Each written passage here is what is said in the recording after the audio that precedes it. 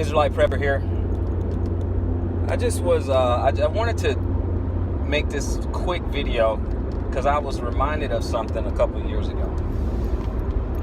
A couple of years ago, I went to a church, and one of the brethren asked me to go to the church and just kind of, maybe speak to the pastor, and because he was coming out of, Sunday Christian and stuff like that, and I like to support the brethren because I get there and I teach, Sabbath classes, and I like to show that I actually, stand behind what it is that I'm teaching. So the brethren asked me to go to a church for a Bible study. It was like a Wednesday night. And so I went to the church. Me and a few other people from our Sabbath class went to the church, and we let the service go. Could have did some Q&A. I thought there was going to be some Q&A, whatever, but I let that. We attended the whole service. We attended the service, and at the end, towards the end, we were able to start asking questions. And we started asking the questions to the pastor, and to be fair, it was about some of the things that he was talking about. And one of the things he mentioned was something to effect, now I remember this was a couple of years ago, but something to the effect of, we have to be righteous. He said that we have to be righteous. So one of our questions was, well, Pastor, how does one be righteous? How does someone be righteous? And, he was just saying, basically to love God, love God and have faith and, so on and so forth. So we say, okay, well then how do we love God? And it says, and he was saying something to the effect, you got to give your heart to him and believe in him. You love him by, believing him and believing on him and calling on him and having him, in your heart and, stuff like that. So obviously we were going to, the scriptures and we'll say, but he says, the Messiah says, if you love him, keep my commandments. So should we keep the commandments? And he was like, well, no, that's not, what that means. So that's not what that means. Keeping the commandments is not what it means. Okay. So we said, okay, so should we keep his commandments?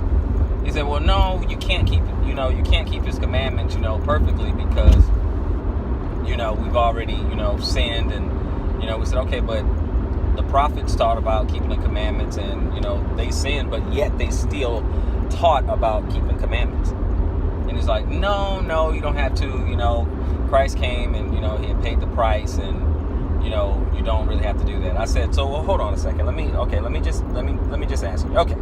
Let's go with something simple, like stealing. I mean, we can agree that I shouldn't go and steal, right? Okay, so if I'm thinking about there's a store and there's something in there that I want and I don't want to pay for it, I'm just going to, steal. I'm going to take it. I'm going to steal it. And I said, shouldn't I try to resist that feeling? Shouldn't I try to resist that temptation? And the pastor looked me square in the eye and said, no. Of course, I was stunned, and I said, wait a minute. All right. So, so if I had a desire to sleep with another man's wife, not only should I not do it, I should not think about it, right?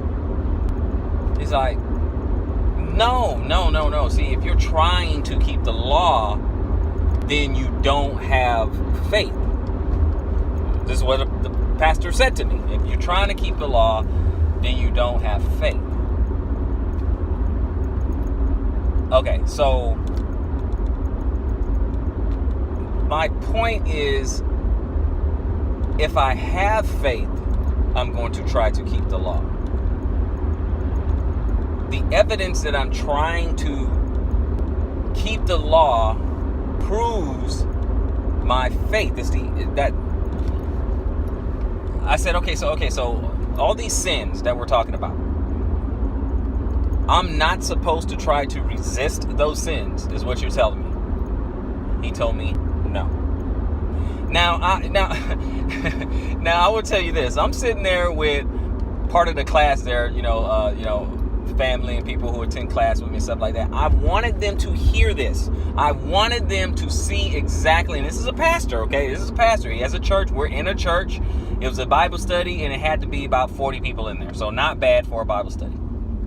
Not bad for a Bible study, right? So, and it was in a traditional, church, So I wanted them to hear what was being said.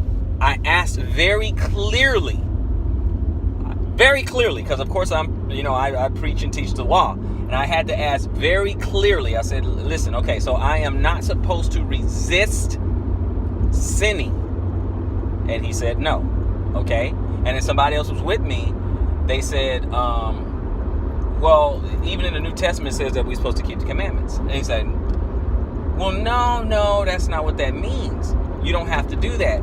This is from a pastor. And I'm like, wait a minute. Okay, wait a minute. Now the other person, that was with me, they said, okay, but right here, it says that that we will keep the law, and those who claim that they know the Messiah and don't keep the law is a liar. Okay, I'm paraphrasing, but you guys are well versed. You guys know what I'm talking about.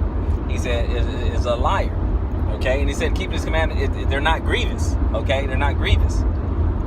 But you are making it sound like it's too hard, and I guess that just throws Philippians out the door. I thought Christ was the one who strengthened all things impossible. But okay, anyway, I wanted them to see that. I wanted them to know. I wanted them to see that the church does not want law-abiding people. Let me say that clearly for you. The church does not want law-abiding people. Brethren, you're not welcome. You're not welcome. Because I don't think that they consider the implications of what they're saying. It's not possible to consider the implications if you think you don't have to keep it and it doesn't matter. It matters, okay? If for nothing else, it matters. Now, it matters to me because it helps me save my soul. It helps me to kind of get on the right track so that, the Messiah will count me in the number. Okay, so I got to at least try, right? But the people that you're talking to, it makes no sense to me because they don't consider the implications. They don't think about, wait a minute. This person keeping the law means he won't go mess with my wife. Me keeping the law, that's what that means for you. Me keeping the law means I'm not going to break into your house and steal your stuff. That's what it means. That's the implication. Me keeping the law means I won't bear false witness to you. I won't bear false witness on you. That's the implication. All right? So when you say, well, you don't have to keep that. Now I understand Christianity has twisted, warped, distort, and just completely hijack what the Bible is actually about and what it's actually saying. But it's not enough people considering the implications. They're not thinking about when you say, oh, well, we don't have to keep the law. The next time something like that happens, a person should say, okay, well, then what's your address? What do you need my address for? I'm about to break at least 4 or 5 commandments going over to your house right now. I mean, this is just ridiculous. They don't understand the implications. The church, my friend, does not want law-abiding brethren. They don't. And they don't even know what they're saying when they say that. They don't know the implications. And you don't want somebody to keep that law. I don't know if it's because they don't want to keep it themselves. I don't know if they're not trying to help create and promote righteous people, holy people. I don't get it. It dawned on me and I was just like, what type of person doesn't want you to keep the law? Well, I don't get it. Especially, I get in debates and things like that.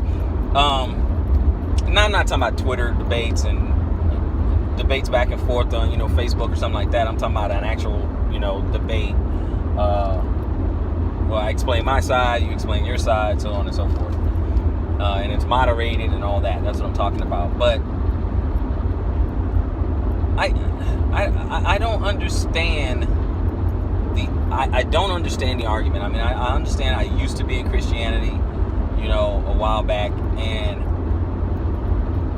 it just doesn't make a whole lot of sense. Don't get me wrong. And we understand Christianity is supposed to be Christ followers, but we don't have any Christ followers, okay? Because he kept the commandment, he kept Torah, he went to synagogue on the Sabbath day, stood up for the read or whatever. So the people who call themselves Christians or Christ followers, they really don't follow him anyway. So so I understand it's supposed to be a follower of Christ. I get it. But we don't see that happening, okay? We don't see that happening. So, if we're following, Yeshua, we see some people who are trying to strive to do that. But these other people, they don't understand. They don't get what they're saying. They do not want law-abiding brethren in the church. That makes it... It's my GPS, sorry. Highway 35. It makes... Sorry, that was my GPS. It makes for a safe, healthy assembly or church environment if everybody's law-abiding. Let me ask you this. What do you have to worry about if you are surrounded by brethren that is actually keeping the law? I'm talking about actually keeping it. I'm not talking about some people, some gainsayers, some people who are faking it. I'm talking about you're keeping it and a few people around you, they're keeping it. What do you have to worry about? Right? So, going back to the church or whatever, why would anyone, the best people that a church could have in there... Keep left on Highway 35. I gotta turn that GPS off, I'm sorry. The best people that a church could have in their building are law-abiding people, and they don't want that. They don't want that. Think about it in Matthew. Let me leave you with this. Think about it in Matthew, okay? Where he's saying that many shall come to me in that day. Drive 5.8 miles. Then turn left on Highway 1862. I'm gonna have to stop that. I forgot all about that. But anyway, when he says many will come to me in that day and say, Lord, Lord, okay? Have we not prophesied in thy name and cast out devils in thy name and done many great works in thy name? And what is he gonna say to them? What's he gonna say? Now, these are religious people, but what is he gonna say to them? Apart from me, I never knew you, ye workers of iniquity. And we know what iniquity is. Anomia, sin, lawlessness. Look it up in the Strongs. It's absolutely, unequivocally ridiculous. The church just simply does not want law-abiding brethren. It's Israelite Prepper. What say you?